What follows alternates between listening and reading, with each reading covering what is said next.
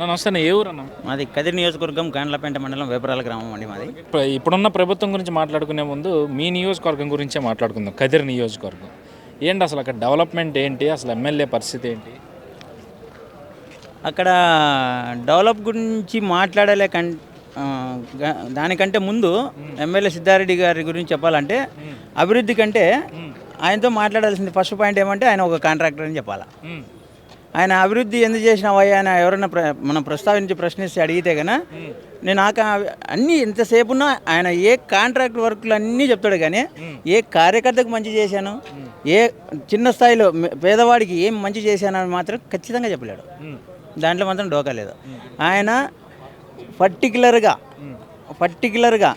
ఆయన కుటుంబ స్వలాభం, తన స్వలాభం, అలాగే అది సోలార్ ఎన్పికుంట సోలార్ ఉంది మీకు తెలుసు కదా, దానిలో దందా చేసి దాదాపు కోట్ల రూపాయలు కొల్లగొట్టడం, కార్యకర్తలను మొత్తం ప్రతి ఒక్క తన కోసం కష్టపడిన ప్రతి ఒక్క కార్యకర్తను ఎడంకాలతో తన్నేసి పక్కన పెట్టేయడము, ఇతర పార్టీ వాళ్ళని దగ్గర తీసుకోవడము, ఇంకా అలాగే బెనిఫిషియర్గా కాంట్రాక్ట్ వర్కులు అన్నీ ఆయన చేస్తాడు కాబట్టి మిగతా కాంట్రాక్టర్లందరినీ అంటే దగ్గరికి పిలుచుకొని వాళ్ళను పార్టీలోకి చేర్చుకొని మీకు ఈ పలానా ఇబ్బంది లేకోకుండా చేస్తాను. ఇబ్బంది అంటే అతనికి కాంట్రాక్ట్ ఆపోజిట్ ఉండకూడదు అనమాట. ఆలోచన విధానమే అయింది.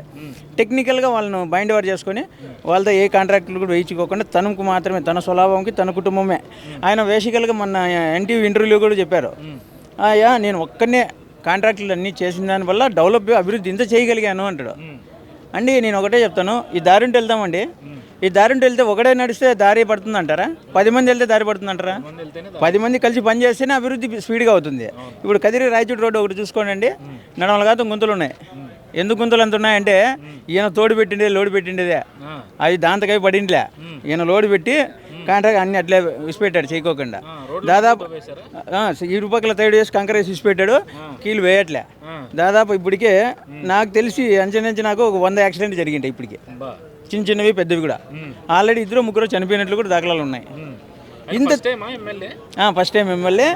ఆయన ఒక డాక్టర్ అనమాట, వనమూలికల డాక్టర్ ఏదో అంటారు మామూలుగా. ఇప్పుడు జనరల్గా ఎంబీబీఎస్ డాక్టర్ అని గతంలో అంటున్నారు. ఇప్పుడు ప్రజల్లో ఏమంటారు అంటే ఈయన వనమూలికల డాక్టర్ అంటారు. యాక్చువల్గా అయితే డాక్టర్ కాదు ఆయన, వనమూలికల డాక్టర్. ఆయన డాక్టర్ అని పేర్చుకున్నారు అని కూడా చెప్తుంటారు అనమాట ఆయన గురించి అయితే. అలాగని ఆయన డాక్టర్ కాదు, మంచి పవర్ఫుల్ యాక్టర్ కూడా. అరే పర్టికులర్గా ఇంత జనాలను కార్యకర్తలు మోసం చేయడం కానీ, తన కోసం కష్టపడి భుజాన మోసిన జెండా మోసిన కార్యకర్తను కానీ ఎన్నుపోటు పొడచడంలో కానీ, ఆయన మాట్లాడే విధానంలో ఇప్పుడు మాట్లాడించండి, నాకంటే వీరులు లేరు సూర్యులు లేరు అని మాట్లాడతాడు. మళ్ళా నేనే అభివృద్ధి, నేనే అబ్బర్ హ్యాండ్ అంటాడు. అబ్బర్ హ్యాండ్ అంటే ఆయన చేసే కంకర మిషన్లు కనీసం వాళ్ళు చేసే వర్క్ ఎవడో తలమాసినాడు, ఎవడో చిన్న మోరినో పాడ ఏదైనా వర్క్ చేసుకోవాలంటాడు కదా, వాడిని అతనికి కూడా అతని కంకర మిషన్లో ఉంటే కంకర ఎత్తపోవాలని కండిషన్ పెట్టే రకం. సో మరి ఇప్పుడు అంత చేశారు, అంత వ్యతిరేకత ఉంది ప్రజల్లో. ఆల్రెడీ జగన్మోహన్ రెడ్డి ఏమో కొత్త వాళ్ళకి అవకాశం వస్తే ఇన్ఛార్జీలు మారుస్తున్న పరిస్థితి కనిపిస్తుంది. అది కూడా చెప్తాను నేనండి, మారిస్తే ఏమైనా అవకాశం ఉంటుంది అక్కడ వైఎస్ఆర్సీపీ? అక్కడ అది కూడా చెప్తా.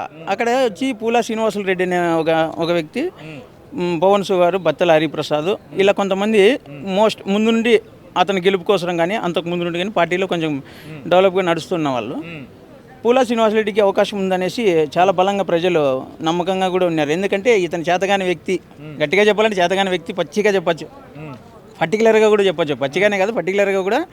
దాదాపు నేను కూడా సోషల్ మీడియాలో చాలాసార్లు పిలిచాను ఆయనకు, అయ్యా నువ్వు వైట్ పేపర్ అని చిత్రీకరించుకుంటున్నావు, నువ్వు చేస్తాండేది తప్పు, ఇది మోసం చేస్తున్నావు, నువ్వు మంచి వైట్ పేపర్ అయితే ప్రజాక్షేత్రంలోకి వెళ్దాంరా, ఒక గ్రామ స్థాయి కానీ లేదా ఒక మండల స్థాయిలో లేదా నియోజక స్థాయిలో నువ్వు జెండాకి నేను వదిలేద్దాం, ఇద్దరం పర్టికులర్గా ఫైట్ చేద్దాం, లేదా గ్రామాల్లోకి వెళ్ళి చేతులు ఎత్తమందామా, మండల స్థాయిలో ఓటింగ్ పెట్టుకుందామా, నియోజకవర్గ స్థాయిలో ఇద్దరం పోటీ పడదామా.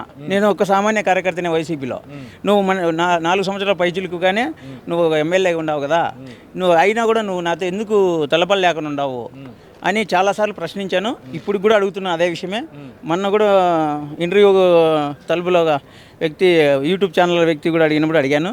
ఆయన ఏమంటారు జనరల్గా అంటే మామూలు లబ్బాన్ని కొట్టి పడేసే రకం కానీ తగులుకునే రకం అయితే కాదని గట్టిగా చెప్పాలంటే ఈయన పనికిరాని నాకు తెలిసి మన రాష్ట్రమే కాదు, చుట్టుపక్కల మన భారతదేశంలో ఏ నియోజకవర్గంలో కూడా ఇంత వరస్ట్ ఎమ్మెల్యే ఉన్నాడంటే అది కదిరేని ఖచ్చితంగా చెప్పొచ్చు కూడా అని బలంగా చెప్తాను నేను. సో ఇప్పుడు అతను కాకుండా వేరే వాళ్ళకి సీట్ ఇస్తే గెలిచే అవకాశం ఉందంటారు అక్కడ పూలా శ్రీనివాసరెడ్డికి వీళ్ళకి ఇచ్చింటే గెలిచేదే, కానీ వాళ్ళకి ఇంకోకుండా ఏదో మైనార్టీకి మక్బుల్ భాషక్ అని ఒక పేరు వచ్చింది. కనీసం ఆయనకు చుట్టుపక్కల ఉన్న రోడ్లు ఏ ఊరికి ఎట్లా పోతాయో కూడా తెలియదు, ఏ కార్యకర్త ఎవరైనా తెలియదు. ఒక 4.5 సంవత్సరం 5 సంవత్సరాలు పడుతుందేమో ఆయన కార్యకర్తలతో కలిసి మాట్లాడి జతపడాలంటే. ఈ పుణ్యకాలం కాస్త గడిచిపోతే ఇప్పుడు గతంలో ఒక ఎగ్జాంపుల్ చెప్తా. గతంలో అత్తర్ జాన్ భాష అనేసి తెలుగుదేశంలోకి వచ్చేసి అప్పుడు ఏదో ఆయన అవసరానికి వచ్చారని పార్టీలో కష్టపడినాం, మళ్ళీ ఇతను గెలిపించుకున్నాం. ఇతను ఈ టైప్ అయ్యాడు, ఇంకా మక్బుల్ భాష కొత్తోడు వస్తాడు. ఆ కొత్త వ్యక్తి వచ్చిన తర్వాత ఈయన 4.5 సంవత్సరం ఒక కార్యకర్తను గుర్తించాలంటే నేను 4 సంవత్సరం పడుతుంది. పుణ్యకాలం కథ గడిచిపోతే కార్యకర్తకి ఎప్పుడే న్యాయం చేసేది ఈడ కదిర్లో. అందుకనేసి పూర్తిగా ఒక మంచి దీర్ఘకాలిక నాయకుడు, పార్టీ వేరే కావచ్చు, టీడీపీ కందికొండ వెంకటప్రసాద్ దాదాపు ఇది 5వసారి అనుకుంటా ఎలక్షన్ ఆయనకు. దీర్ఘకాలిక రాజకీయ నాయకుడు, వ్యక్తి మంచోడు, ఏ చిన్న కార్యకర్త కూడా సహాయపడే లక్షణం ఉంది. ఒకవేళ పార్టీ ఏదైనా కానిలే, వైసీపీ నేనే గతంలో, కానీ ఇప్పుడు ఆయన మీద అభిమానంతోనే పార్టీ మీద వాస్తవం ఇప్పుడు కూడా చెప్తున్నా, తెలుగుదేశం అంటే నేను కూడా పెద్దగా పట్టించుకునేవాని కదా. అయినప్పటికీ ఆ వ్యక్తి మీద అభిమానంతో నేను ఈరోజు టీడీపీ జెండా పట్టుకోవాల్సింది వచ్చింది. పట్టుకున్నా కూడా ఆయన గెలిపిస్తాం. జగన్మోహన్ రెడ్డి పరిపాలన ఎట్లా ఉందంటారు మరి ఫైనల్గా?